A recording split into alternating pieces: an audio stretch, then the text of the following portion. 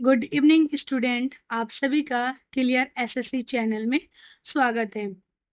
आज हम लोग बायोलॉजी के इस सीरीज में ये मेरा 5वां वीडियो है और इसमें एसएससी के सारे एग्जाम में बायोलॉजी के ये क्वेश्चन हमेशा पूछते हैं। ठीक है, अगर ये वीडियो आप लोगों को अच्छा लगे तो लाइक शेयर एंड सब्सक्राइब कीजिएगा और अपने दोस्तों के साथ भी साझा कीजिएगा, जिससे इस वीडियो का लाभ उन्हें भी मिल सके। चलिए हम लोग स्टार्ट करते हैं। आज का पहला क्वेश्चन है, पेट से निकलने वाले अम्ल भोजन को क्षारीय बनाने में क्या मदद करता है? इसका ऑप्शन क्या होगा? पेप्सिन, जठर रस, हाइड्रोक्लोरिक एसिड और पीत रस। इसका आंसर होगा पीत रस। जब भोजन पेट से छोटी आंत में प्रवेश करता है तो वह अम्लीय होता है, क्योंकि इसमें हाइड्रोक्लोरिक एसिड मिला होता है और छोटी आंत में पाचन के लिए एंजाइम को कार्य करने हेतु क्षारीय माध्यम की आवश्यकता होती है, क्योंकि अम्ल और क्षार मिलके उदासीकरण करते हैं, न्यूट्रलाइजेशन करते हैं। तो पीत रस जो यकृत द्वारा बनाया जाता है, पीत रस किसके द्वारा? यकृत द्वारा बनाया जाता है और पित्ताशय में जमा हो जाता है, पित्ताशय में जमा हो जाता है, जो क्षारीय होता है। इसमें सोडियम बाइकार्बोनेट होता है। क्षारीय बनने के बाद इसमें क्या होता है? Sodium bicarbonate.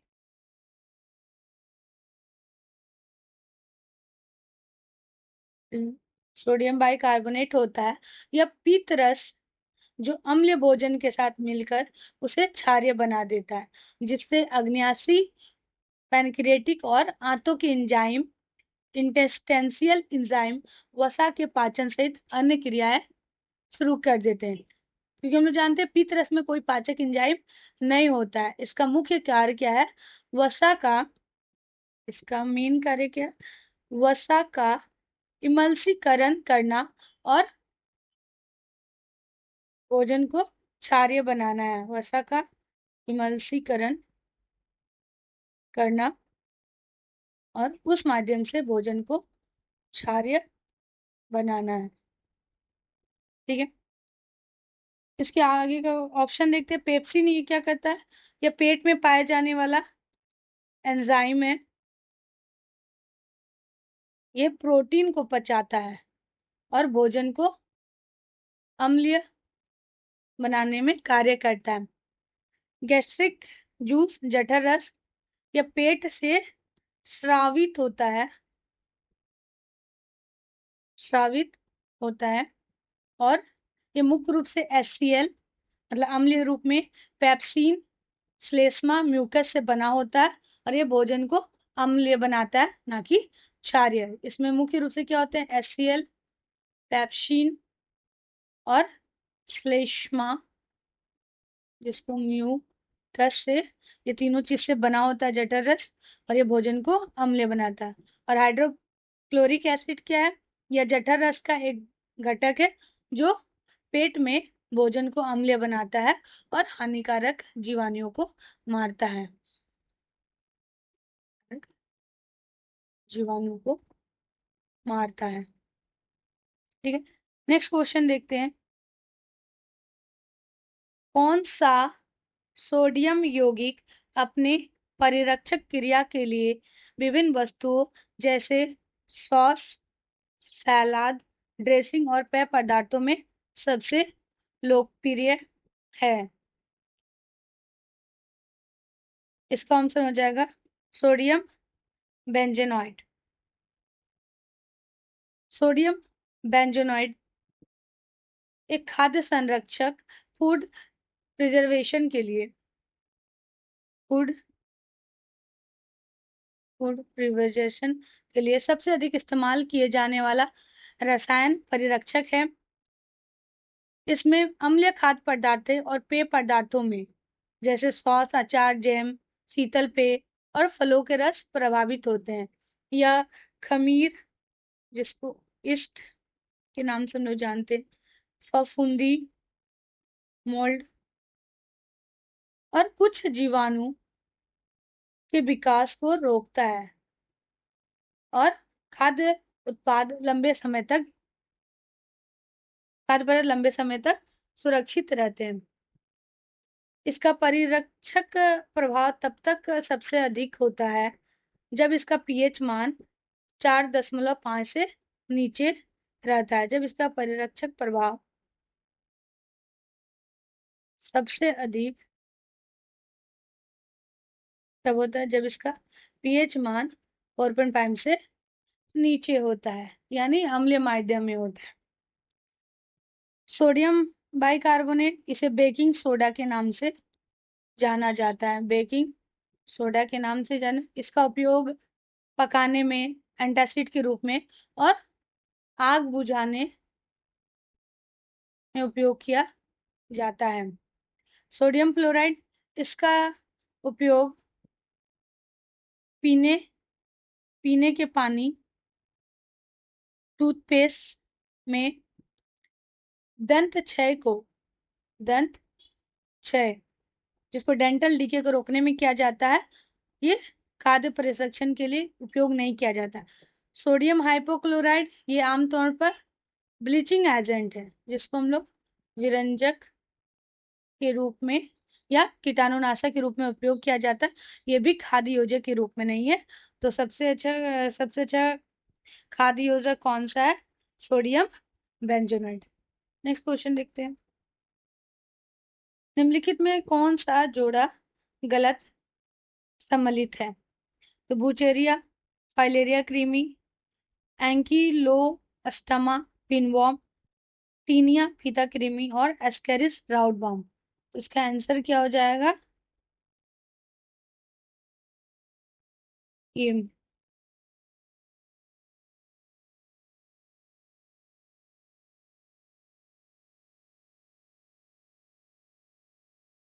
इसका सही आंसर होगा एंकिलोस्टोमा पिनवॉर्म।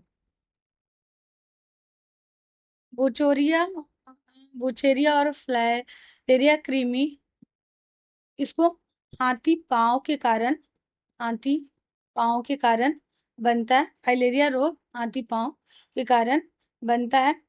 टीनिया टैपमॉम फीता कृमि, यह मनुष्यों में टीनियासिस रोग के कारण बनता है। टीनियासिस रोग के कारण बनता है।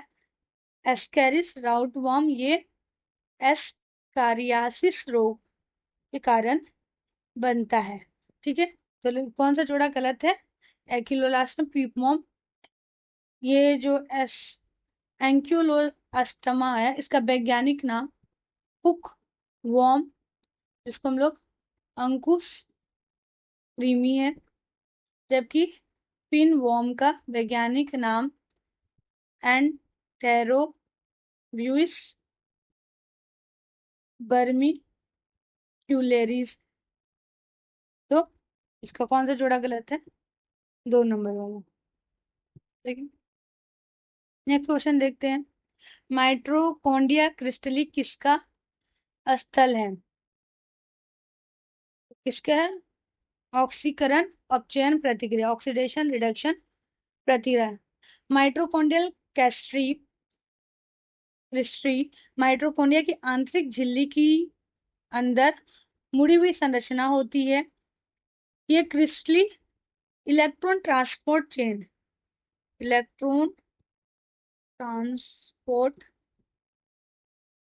चेन ईटीसी, इलेक्ट्रॉन परिवहन श्रृंखला, इलेक्ट्रॉन परिवहन श्रृंखला का स्थल होती है, जो कोशिकीय श्वसन का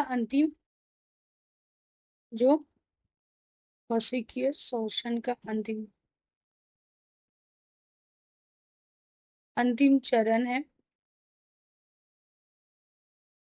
इस प्रक्रिया में ऊर्जा एटीपी उत्पन्न करने के लिए इलेक्ट्रॉन और प्रोटॉन को एक श्रृंखला के माध्यम से स्थानांतरित किया जाता है, जिसमें ऑक्सीकरण अपचयन की लगातार प्रक्रिया शामिल होती है। इसमें इलेक्ट्रॉन और प्रोटॉन का इलेक्ट्रॉन प्लस प्रोटॉन का के माध्यम से स्थानांतरित किया जाता है। इसमें ऑक्सीडेशन रिडक्शन प्रक्रिया शामिल होती है। नेक्स्ट क्वेश्चन है, पूरी तरह से परिपक्व मानव में है तो क्या हो जाए, एक नाभिक, कोई नाभिक नहीं, न्यूक्लियस मौजूद हो भी सकता और नहीं भी, कोई नहीं। तो इसका ऑप्शन क्या है, कोई नाभिक नहीं। परिपक्व मानव में लारक कोशिका RBC, इसी का दूसरा नाम है एरिथ्रोसाइट, केंद्रक और अधिकांश अन्य कोशिका अनुपस्थित होते हैं। इसमें केंद्रक और कोशिका अंगक अनुपस्थित होते हैं। इस केंद्रक विहीन संरचना का मुख्य कारण यही है कि कोशिका में अधिक से अधिक हीमोग्लोबिन को भरा जा सके और हीमोग्लोबिन की अधिक मात्रा से आरबीसी को ऑक्सीजन ले जाने की क्षमता अधिक हो जाती है और केंद्रक विहीन होने के कारण इसका आकार द्विअवतल बायकॉन्केव होता है। इसका आकार क्या हो जाता है, द्विअवतल बायकॉन्केव होता है। तो क्या है, क्यों इसमें आरबीसी एरिथ्रोसाइट में केंद्रक और कोशिका अंडक अनुपस्थित होते हैं, क्योंकि अनुपस्थित होने के कारण क्या हो जाएगा, इसमें हेमोग्लोबिन ज्यादा से ज्यादा भरेंगे और हेमोग्लोबिन जब ज्यादा अधिक मात्रा में होगा तो आरबीसी क्या करेगा, ऑक्सीजन को ले जाने की क्षमता उसमें बढ़ जाएगी और इसका आकार द्विअवतलीय हो जाएगा। ठीक है। स्तनधारियों की आरबीसी में केंद्रक नहीं होता, लेकिन ऊंट और लामा जैसे कुछ प्रजातियों में पाया जाता है, एक्सेप्शन में है। कैसे में पाया जाता है, ऊंट और लामा जैसी कुछ प्रजातियों में पाया जाता है।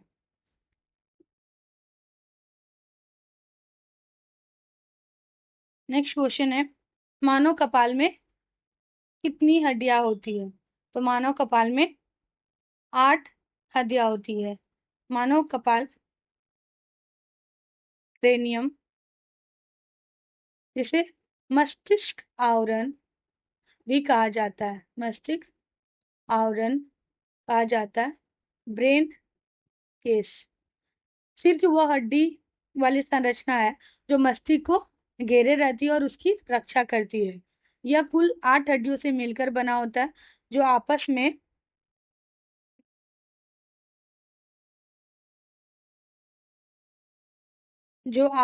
में फाइब्रस जोड़ों सचर से द्वारा जुड़ी होती है,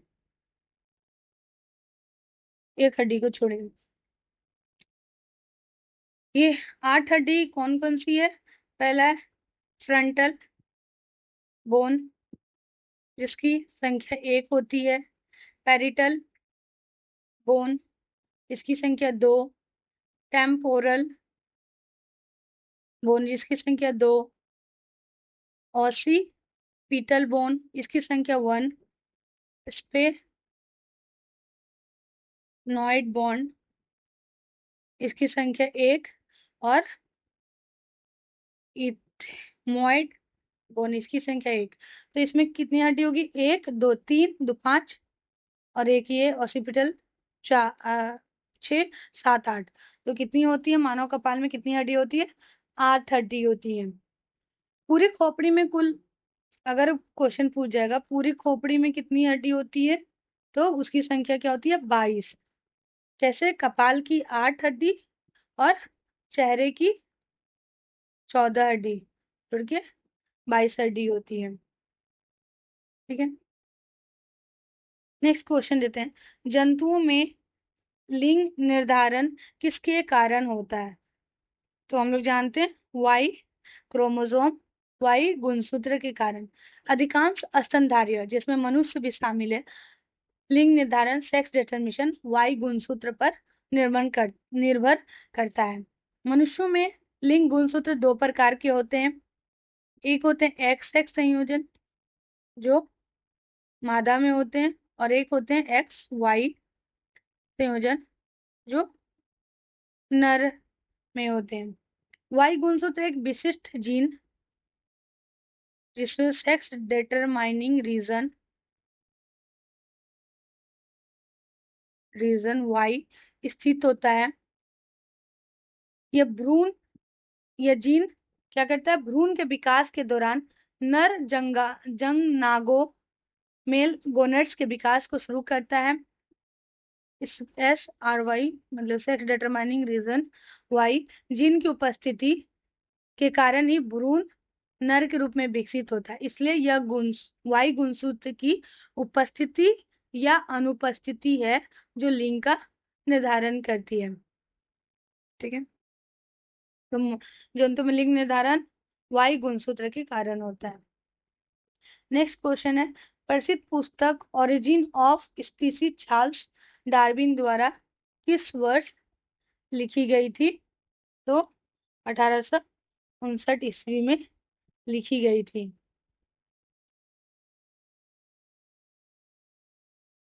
origin of species Charles Darwin द्वारा लिखी गई थी 1859 में। ये इनका जन्म वर्ष है। 1885 में मृत्यु। और ये इनकी दूसरी पुस्तक द डिसेंट ऑफ मैन का प्रकाशन वर्ष है।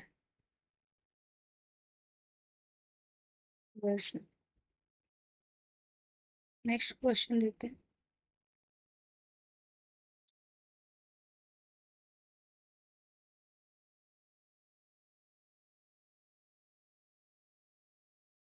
जीव विज्ञान में विकास शब्द का अर्थ है कि जीवाश्म पुराने हैं, जीवन समुद्र में शुरू हुआ, जीवित चीजें लगातार बदलती रहती है, जीवन भूमि पर शुरू हुआ है। तो इसका आंसर हो जाएगा जीवित चीजें लगातार बदलती रहती है। जीव विज्ञान में विकास से तात्पर्य है कि जनसंख्या में आनुवांशिक विशेषताओं में पीढ़ी दर पीढ़ी परिवर्तन होते रहता है। यह परिवर्तन समय के साथ जीवित लोगों को उनके वातावरण के लिए बेहतर ढंग से अनुकूल होने में मदद करता है, जिससे नई प्रजातियों का उदय होता है। इस प्रकार जीवित चीजें लगातार बदलती रहती है। ठीक है, तो इसका ऑप्शन क्या हो जाएगा? जीवित चीजें लगातार बदलती रहती है। नेक्स्ट क्वेश्चन है, सजातीय संरचनाएं हैं समान मूल लेकिन विभिन्न कार्य। सजातीय समान है लेकिन उनके कार्य अलग है। सजातीय संरचनाएं जिसको हम लोग होमोलोजियस स्ट्रक्चर, वे संरचना होती है जिनकी मूल संरचनात्मक योजना और उत्पत्ति समान होती है। क्या होती है वे संरचना? जिनकी मूल संरचनात्मक योजना और उत्पत्ति समान होती है, क्योंकि वे सामान्य पूर्वज से विरासत में मिली होती है, लेकिन वह विभिन्न वातावरण में अनुकूल के कारण विभिन्न कार्य करती है। यह विकासवादी पैटर्न अपसारी विकास कहलाता है। जैसे मनुष्य के हाथ, घोड़े की टांग, वेल के पंख और चमगादड़ के पंख, इन सभी की आंतरिक अस्थिया संरचना, इंटरनल बोन स्ट्रक्चर तो समान है, लेकिन वे पकड़ने, चलने, तैरने और उड़ने जैसे अलग अलग कार्य होते हैं। मतलब सजातीय संरचना क्या होती है? समान तो होती है लेकिन उनके कार्य अलग होते हैं। जैसे मनुष्य के हाथ क्या होता है? वो पकड़ने काम, घोड़े के टांग चलने के, व्हील के पंख तैरने के और चमगादड़ के पंख उड़ने के जैसे अलग अलग कार्य करते हैं। नेक्स्ट क्वेश्चन है, ग्लाइकोजेन की एकल संरचना क्या है? तो इसका हो जाएगा ग्लूकोज। ग्लाइकोजेन एक क्या है? पॉलीसेकेराइड्स है।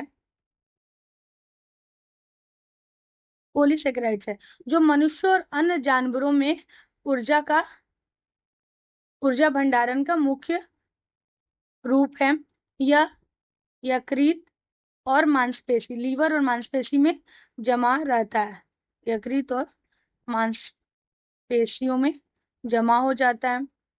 पॉलीसेकेराइड एकल इकाइयों के लंबे तार होते हैं जो ग्लाइकोजन के निर्माण हजारों ग्लूकोज अणुओं जैसे अल्फा 14 और अल्फा 16 ग्लाइकोसिडिक बॉन्ड से जुड़ने से होता है।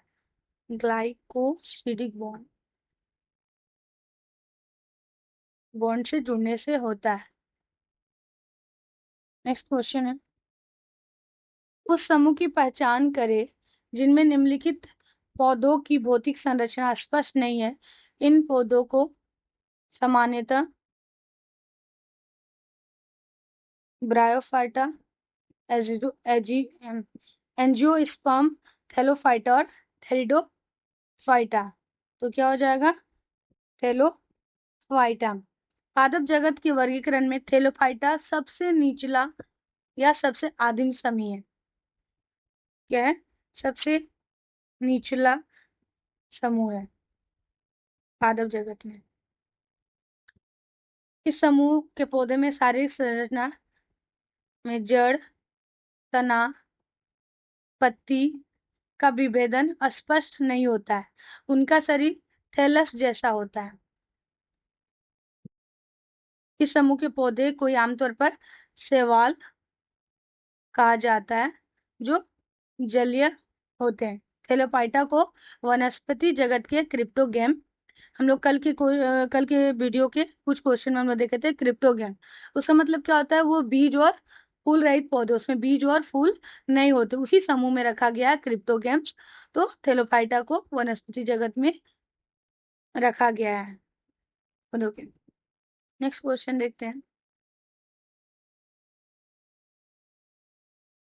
स्वस्थ प्रतिरक्षा प्रणाली, कम रोशनी वाले दृष्टि और स्वस्थ त्वचा के लिए कौन सा विटामिन आवश्यक है? हम लोग जानते हैं रोशनी के लिए कौन होता है? Vitamin A. विटामिन ए जिसे हम लोग क्या रासायनिक नाम है रेटिनॉल। ये वसा में घुलनशील विटामिन है। ये कई महत्वपूर्ण शारीरिक कार्यों में शामिल है, जैसे दृष्टि के लिए, कम रोशनी में, जहाँ रेटिना में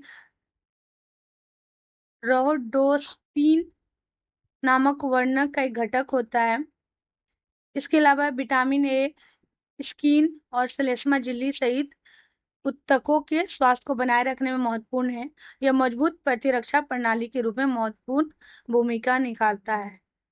मजबूत प्रतिरक्षा प्रणाली, इम्यून सिस्टम के कार्य में महत्वपूर्ण भूमिका निभाता है। तो विटामिन ए की कमी से कौन सा रोग होता है? कमी से रतौंधी नामक रोग होता है। अब यहाँ देखते हैं विटामिन के, ये रक्त का थक्का जमने के लिए आवश्यक है। विटामिन B2 जिसको हम लोग रासायनिक नाम राइबोफ्लेविन है, यह ऊर्जा उत्पादन और कोशिका कार्य के लिए आवश्यक है। कार्य के लिए आवश्यक है। विटामिन B9 जिसको हम लोग फॉलिक एसिड के नाम से जाते हैं, जिसमें डीएनए संश्लेषण होता है। डीएनए संश्लेषण और नई कोशिकाओं के निर्माण के लिए महत्वपूर्ण है। नई कोशिका निर्माण में आवश्यक है। ठीक है, नेक्स्ट क्वेश्चन देखते हैं। विज्ञान मृदा के क्षेत्र में ह्यूमस को माना जाता है।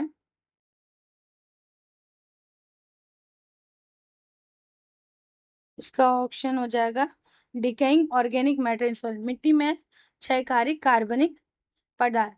ह्यूमस मृदा विज्ञान का एक महत्वपूर्ण घटक है। यह मिट्टी में मृत पौधे और जानवरों के पदार्थों के सूक्ष्म जीवों द्वारा पूर्ण विघटित के बाद बनने वाला गहरा रंग का चिपचिपा और अक्रिस्टलीय कार्बनिक पदार्थ होता है। ह्यूमस पानी और पोषक तत्व जैसे नाइट्रोजन को धारण करने की मिट्टी की क्षमता को बढ़ाता है, मिट्टी की संरचना में सुधार करता है और धीरे धीरे विघटित होकर पौधों को आवश्यक पोषक तत्व प्रदान करता है। तो ह्यूमस कार्बनिक पदार्थ के सबसे स्थिर रूपों में से एक है। यह मिट्टी की उर्वरता के लिए अत्यंत महत्वपूर्ण है। किस चीज के लिए? मिट्टी की उर्वरता के लिए अत्यंत महत्वपूर्ण है। नेक्स्ट क्वेश्चन देखते हैं। दूध में कौन सा विटामिन पाया जाता है?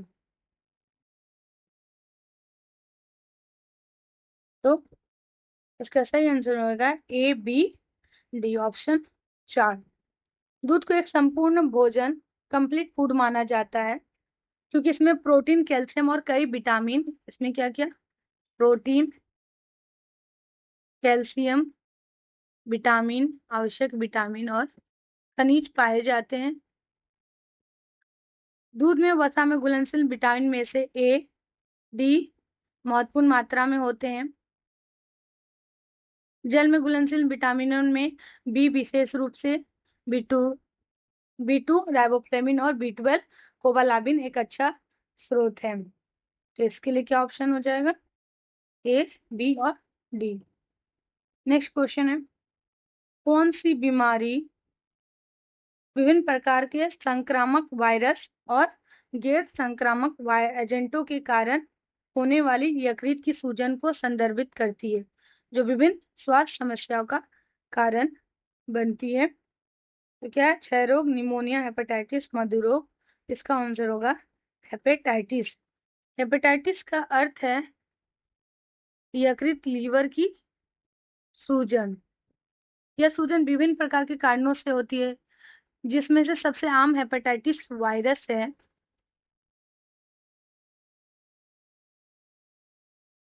वायरस कौन कौन सा? ए, बी, सी, डी और ई है। इसके अलावा गैर संक्रामक एजेंटों में कौन सा हो जाएगा? गैर संक्रामक में ये किस में आ गया? संक्रामक में।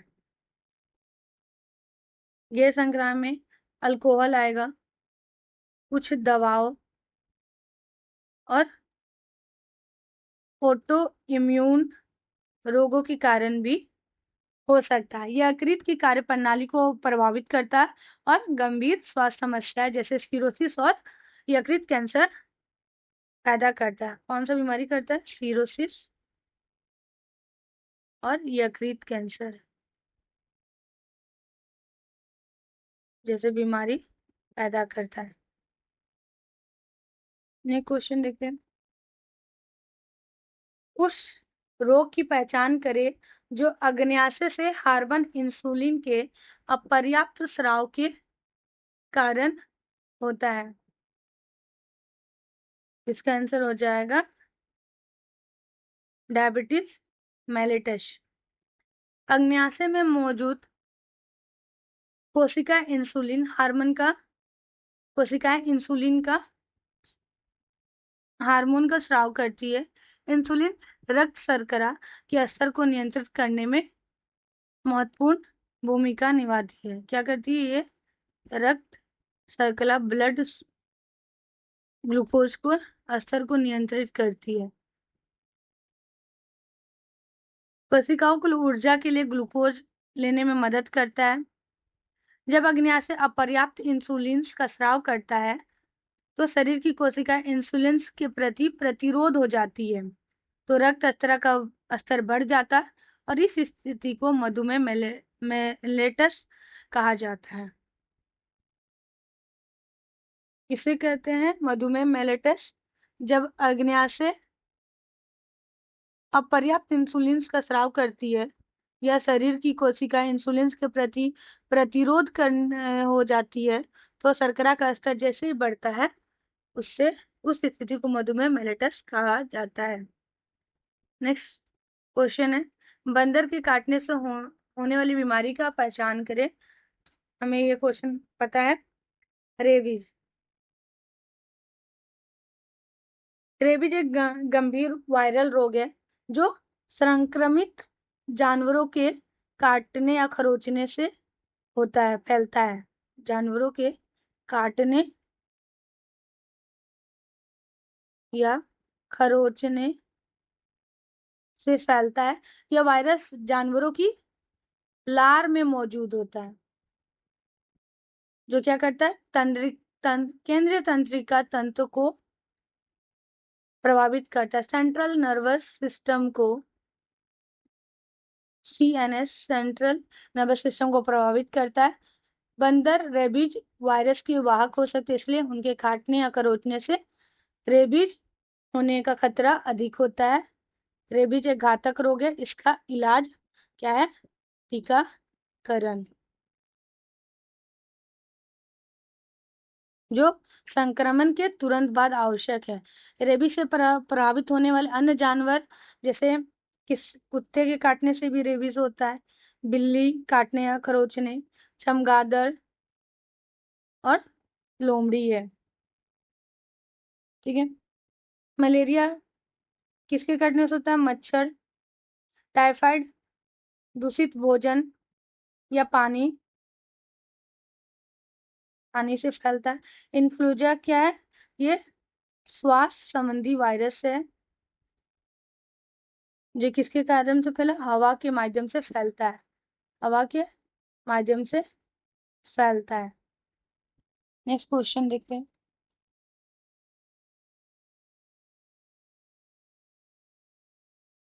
विटामिन की कमी के कारण होने वाला वह पोषण संबंधी विकार कौन सा है, जिससे त्वचा, जठर, आंत्रिक मार्ग और तंत्रिका तंत्र से नैदानिक अभिव्यक्तियां होती हैं? तो पेलाग्रा इसका ऑप्शन है, पेलाग्रा। पेलाग्रा एक पोषण संबंधी विकार है, पोषण संबंधी विकार है, जो विटामिन B3, जिसका रासायनिक नाम नियासिन, की गंभीर कमी के कारण होता है, इस रोग को अक्सर 3D, का मतलब 3D का मतलब डर में टीटिस, जिसमें त्वचा की समस्या होती है। दूसरा D का मतलब होता है डायरिया, जो जठर आंत्रिय के कारण होता है। तीसरा है डेमेंटिस, जो तंत्रिका तंत्र की समस्या पैदा करता है। अगर इसका इलाज नहीं करेंगे तो ये 4D भी हो सकता है। 4D का मतलब डेथ, मृत्यु तक ले जाता है। तो पे लग रहा है क्या है, पोषण संबंधी विकार है, जो विटामिन B3 के कमी के कारण होता है, और ये रोग अक्सर 3D डर्माटिस, डायरिया, डेमेंटिस के रोग होता है। डर्माटिस किसको होता है, त्वचा की समस्या, डायरिया जठर आंत्रिय, और डेमेटिस तंत्रिका तंत्र की समस्या पैदा करता है। हम लोग जानते हैं बेरी विटामिन B1, जिसको थायमिन, ये बेरी किसका, इसकी थायमिन की कमी के कारण होता है। एनीमिया, ये मुख्य रूप से आयरन और विटामिन B12 और B9 की कमी से होता है। इसे किसके कारण होता है, ये आयरन और विटामिन B12 या बी विटामिन B9 की कमी से होता है। स्कर्वी विटामिन C की कमी के कारण होता है। नेक्स्ट क्वेश्चन देखते हैं। जानवरों के किस समूह का नाम उनकी कांटेदार त्वचा और पानी से चलने वाली एक विशेष ट्यूब प्रणाली के कारण रखा गया है, जिसका उपयोग वे घूमने के लिए करते हैं? एस्केलमेंथिस, हेमिकॉर्डेटा, इकाइनोडर्मेटा और मोलस्का। तो इसका ऑप्शन होगा इकाइनोडर्मेटा। इकाइनोडर्मेटा फाइलम संघ का नाम दो ग्रीक शब्दों से लिखा है। फाइलम संघ के नाम, जिसका नाम है काइनोस का अर्थ होता है कांटेदार, और डर्मा का अर्थ होता है स्किन, त्वचा। इसलिए इस समूह के जानवरों की एक मुख्य विशेषता उनकी कांटेदार त्वचा है, जैसे स्टारफिश, इनकी एक और अनूठी विशेषता है, इनका जल संवहनी तंत्र वाटर वेस्कुलर सिस्टम है जो ट्यूब फीट के साथ जुड़ा होता है, जिसका उपयोग वे चलने, भोजन पकड़ने और श्वसन के लिए करते हैं। ये इनकी और एक विशेषता क्या है, इसके अंदर जल संवहनी तंत्र जिसको वाटर वेस्कुलर सिस्टम जो ट्यूब फीट के साथ जुड़ा रहता है, जिसका उपयोग वे चलने, भोजन पकड़ने और श्वसन के लिए करते हैं उदाहरण में स्टारफिश, समुद्री तारा, समुद्री अर्चिन और समुद्री ककड़ी शामिल होते हैं। नेक्स्ट, आज के हम लोग 20 क्वेश्चन, बायोलॉजी के 20 क्वेश्चन देख चुके हैं। अगर ये वीडियो आप लोगों को अच्छा लगा तो लाइक, शेयर एंड सब्सक्राइब कर दीजिएगा और अपने दोस्तों के साथ भी साझा कीजिएगा। Thank you.